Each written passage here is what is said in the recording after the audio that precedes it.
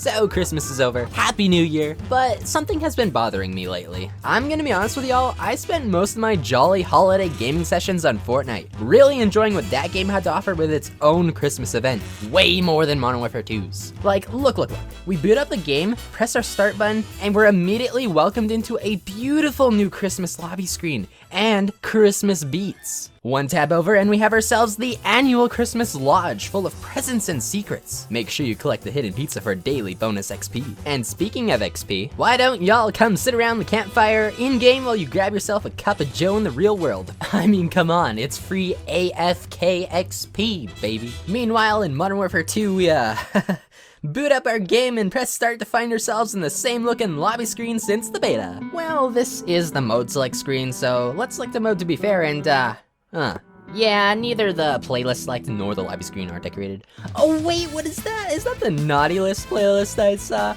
Oh, silly me, I must not have seen it because it was behind all of the normal featured modes, and it wasn't even highlighted, sparkling, or anything. Surely it's, never mind, it's the exact same lobby screen there too, guys. You guys might be saying that I'm being a bit harsh, or that these are two different games made by different devs. Well, I got you covered. Just last year, Vanguard decorated its entire lobby screen, including the creator class, and it included a new tab for earning Christmas event rewards. Festive Fervor was the event name, but these rewards were also pretty lackluster. 1 tier skip, 2 calling cards, 1 emblem, 1 hour of double XP, and 1 charm. Unlocking them was a bit more fun as they were tied to challenges, and if you completed them all, you actually got a not so good Christmas themed blueprint. This thing was dookie compared to the other shop blueprints that cost $15 USD.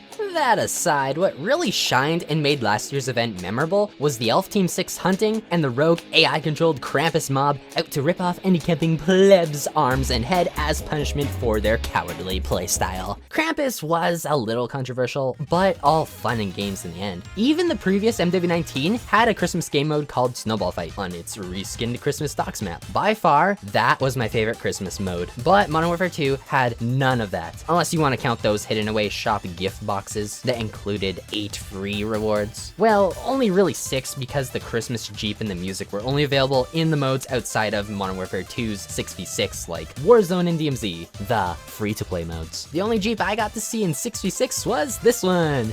Wow. Meanwhile, Fortnite was handing out presents left and right, 1 per day leading up to Christmas, 14 in total. Bruh, even the presents that did give pretty dookie loot, like the sprays, actually gave you 3 at once in the same present box. Only 1 other box also contained an emoticon, which no one really uses, but that's it for the loot that actually gathers dust in your Fortnite locker room. The other 12 presents were full of banger loot, man. I'm talking about stuff that people actually wanted to equip in their loadouts for the holiday season. Fortnite really doesn't get enough recognition for the amazing services it provides the audience it truly cares for. Apparently Fortnite's getting sued right now in Canada for supposedly being too addictive. Man, if a game makes me want to support it out of the kindness of my heart, just because I, the consumer, want to give back some compensation for all of the lovely free loot and free updates they provide on a consistent basis, how can someone be so dumb to confuse consumer-friendly practices with anti-consumer-friendly practices? Are we actually trying to punish developers that want to deliver a new golden age of content? Dude, people are saying that Fortnite's shop promotes FOMO purchases. For anyone that doesn't know, FOMO means fear of missing out. But I would argue that if you feel the need to purchase every single little item in the shop every day, you need to learn some self-control. Yeah, it can suck when an item you wanted goes away, but that happens all the time in real life. God forbid you ever go to a farmer's market. Oh no, we ran out of white potatoes. Next week we're gonna bring some red potatoes, so I guess you missed out until next year, if we decide to grow those white potatoes then.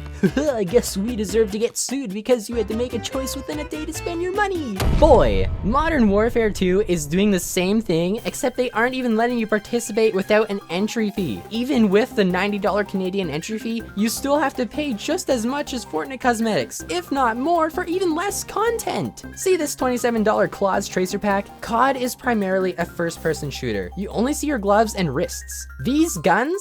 They're not camos. They're blueprints that get destroyed if you switch up the attachments in a game where there's over 25 scopes and over 25 muzzles. Forbid I ever wanted a bigger magazine on my Infinite Warfare themed M4 blueprint. The aesthetic is vaporized. These are very uncustomizable guns in a COD known for its large-scale customization, and the same exact shiz with the Merry Mayhem bundle. But if you want to feel like you're participating in a Christmas event that's existed for around a decade in COD, well, there's the holiday shipment map, on a timer mind you, and that's it.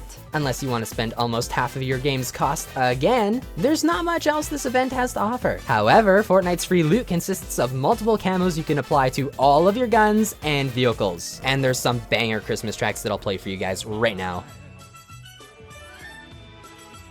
This music plays in the menus, by the way. Fortnite's actually so good that they have their own radio stations in-game for their vehicles. Multiple stations with countless songs. Meanwhile, I'm stuck listening to the same 3 Christmas songs in COD because you only have music tracks in COD. You can't even switch between the tracks in-game if it gets too repetitive. Fortnite's also got Christmas-themed gliders, pickaxes, back blings, an emote, and skins. The battle bus in-game was decorated and has its own music. Bushes on the Battle Royale map were strung up with Christmas lights. The loot pool had snowball launchers and present boxes that spawned good loot. These games aren't comparable because they were made by different dev teams. They aren't comparable because Fortnite is leagues above COD in so many ways. Oh, and we didn't even get into the Winterfest community-made modes. Fortnite allows its talented, creative superstars to create custom maps and modes like Prop Hunt and many more that I'm showing on screen right now. In the past, Call of Duty has had Prop Hunt, but they create a new game every year and it takes ages to add old modes back. Once they are added back, people are wondering where the new modes are at. Like, where is the innovation for our new product? COD has really dropped the ball, and the yearly releases are not helping it at all. Sure, I guess it is true that Modern Warfare 2 got caught in the crossfire, as it will be the first COD to go along with a 2-year life cycle, while still having the same development time as MW19, Cold War, and Vanguard. MW2 is going to stretch out its content thin over 2 years so that Treyarch's next game can run. Then if that runner has 2 years too, Sledgehammer's game is going to sprint even harder. It's a real shame though, because MW2 is still missing Museum, and Season 1's new maps are non-existent because they are all reskins from COD's recent past. And then Holiday Shipment, the reskin of a reskin in the same game, has already left. Thanks for yet another year of wasted resources, guys. Bravo, good job. 2022's Modern Warfare 2 has really set an all-time low for major COD events. Christmas, St. Paddy's Day's Shamrock and Awe, and Days of Summer used to be the big 3. If this is how you Call of Duty devs are gonna go about it, expect your community to die quickly, as they've already gone silent on social media. You're honestly so lucky that I'm still hanging around. I had lost a ton of motivation to keep playing a modern Call of Duty when leaks were saying a monkey skin was planned to drop into MW2 on Christmas Day. It didn't, thankfully, but it seems that the skin is actually in-game still. I just hope it doesn't release just as Vanguard's literal dog skin didn't. As for Season 2 leaks, apparently a castle map is coming. I fudging hope it's not a reskin of castle we just paid for and played tons of during Vanguard not even half a year ago. Like, there's no way, right? Right? Man, this sucks. You guys are in for a wild ride this year if you're a true Call of Duty fan that's into classic 6v6 game modes. Luckily, I love DMZ, but I feel for the actual COD fans too, as I am one of them, and these players have just been really shafted to the side as free-to-play, non-traditional Call of Duty modes are taking more of the developers' time as they try to emulate Fortnite's success. Despite me enjoying DMZ, I will still stand up for the 6v6 players, as they are what this franchise was built on. Perhaps you guys will do the same. Drop a like and subscribe if you want to support the channel and maybe this idea, this video in general, and I'll see you guys in the next video. Peace out, homies. This fucking thing's stupid, fool!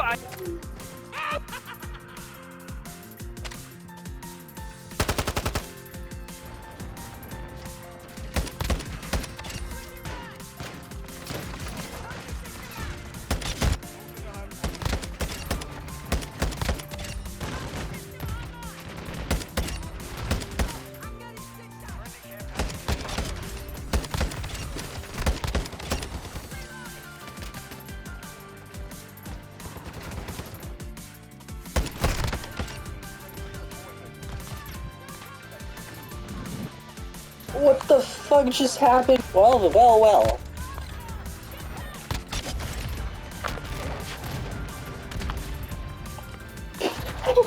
Okay. I guess we won.